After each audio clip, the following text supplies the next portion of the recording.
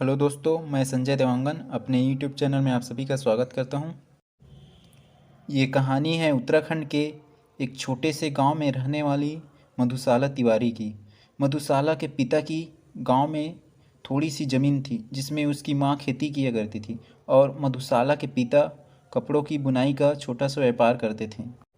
मधुशाला कस्बे में एक सरकारी विद्यालय में पढ़ने जाया करती थी।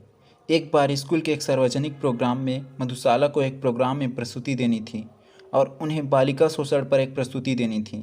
इसमें मधुशाला को पुलिस ऑफिसर बनने का किरदार दिया गया था। मधुशाला ने किरदार को बहुत अच्छी तरह निभाया था।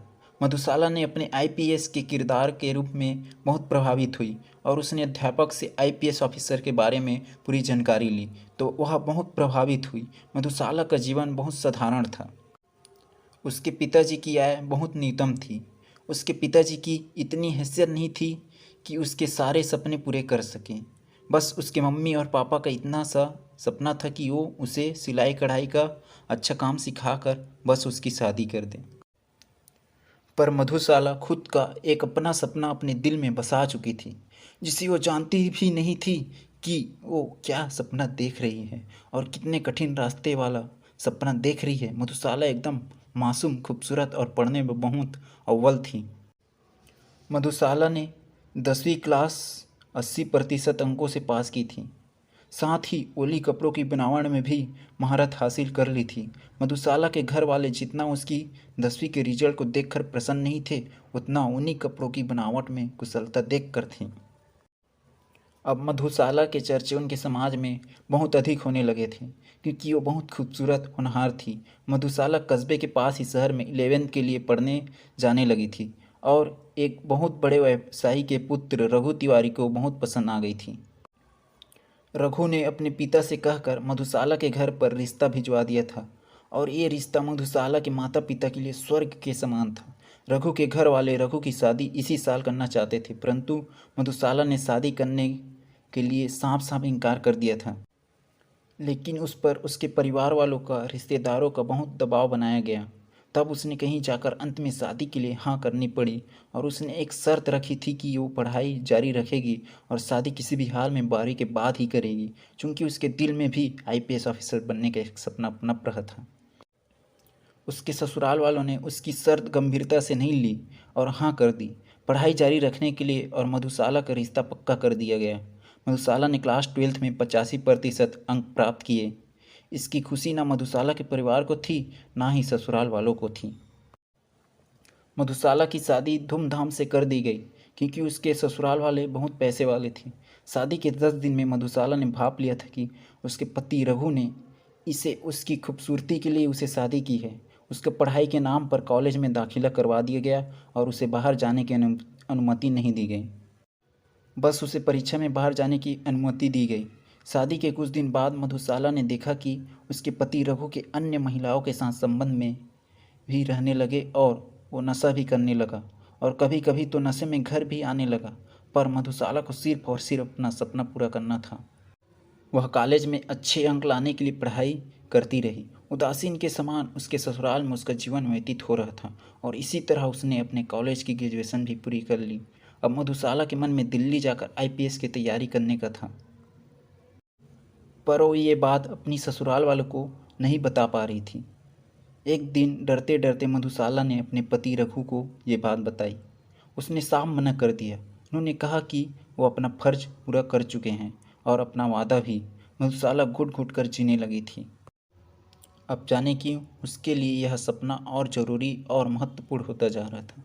इसी बात को लेकर एक दिन मधुशाला और उसके पति के बीच झगड़ा हो गया और मधुशाला के पति ने मधुशाला पर बहुत अत्याचार किया। बात इतनी बढ़ जाने के कारण मधुशाला ने घर छोड़ने का फैसला लिया। फिर दूसरे दिन वो अपने माँ और पिता के घर निकल गई। शुरुआत में उसके माँ और पिताजी उस पर बहुत गुस्सा हुए। जब उन्होंने पूरी आप बीती सुनी तो उनकी सहानुभूति भी मधुशाला के साथ हो गई। अब मधुशाला को किसी भी तरह आईपीएस की तैयारी करनी थी, पर वो इतना आसान नहीं था।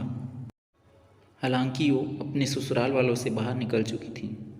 मधुशाला की माँ और पिता की फाइनेंशियल कंडीशन इतनी अच्छी नहीं थी कि मधुशाला को कोचिंग के लिए बाहर भेज दें। इसी बीच मधुशाला ने गांव में सिलाई और कढ़ाई की ट्रेनिंग सेंटर स्टार्ट किया और गांव की छोटी छोटी लड़कियों को ट्रेनिंग देने लगी।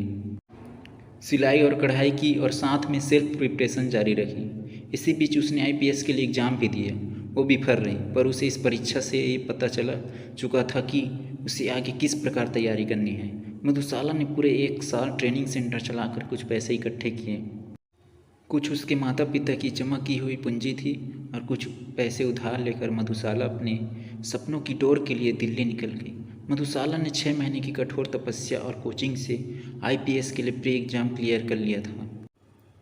अब उसे आईपीएस के लिए मेन पेपर की तैयारी करनी थी, पर मधुशाला की पूरी जमा पूंजी खर्च हो चुकी थी। अब उसके पास कोई रास्ता नहीं बचा था। मधुशाला समझ नहीं पा रही थी कि अब वो इस विकट परिस्थिति में क्या करें। इसी बीच वो गाँव चली गई। जब उसने अपनी माता और पिता को सारी बात बताई तो उसके माता पिता ने उनका हौसला बढ़ाया। उसके पिता ने कहा उनकी गांव में थोड़ी बहुत ज़मीन है, वो उसे बेचकर अपनी बेटी को पढ़ाएंगे, क्योंकि अब उन्हें अपनी बेटी पर पूर्ण विश्वास हो गया था। और इन सब के बीच मधुशाला ने अपने पति से तलाक भी ले लिया था, तो उसके लिए सारे रास्ते क्लियर हो गए थे। मधुशाला ने अपने माता पिता की मजबूरी और उनके हौसलों और अपने ऊपर आई हुई जिम्मेदारी को समझकर परीक्षा की बेहद अच्छी तैयारी की और उसने परीक्षा बहुत अंकों से पास की।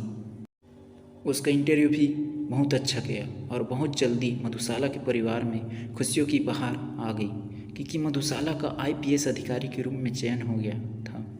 वो मधुशाला जिसने एक ऐसे परिवार में जन्म लिया था जहाँ पर वो आईपीएस अधिकारी की क्या उच्च शिक्षा पाने की भी कभी नहीं सोच सकती थी, जिसने हजारों कठिन रास्तों की डगर को पार करके अपना नाम नहीं, अपने परिवार का नहीं, बल्कि अपने नारीत्व समाज का नाम रोशन किया और उन लाखों लड़कियों के लिए एक मिसाल बनी जो सोचती है कि सामाजिक बंधन उन्हें अपने सपने पूरे नहीं करने देता।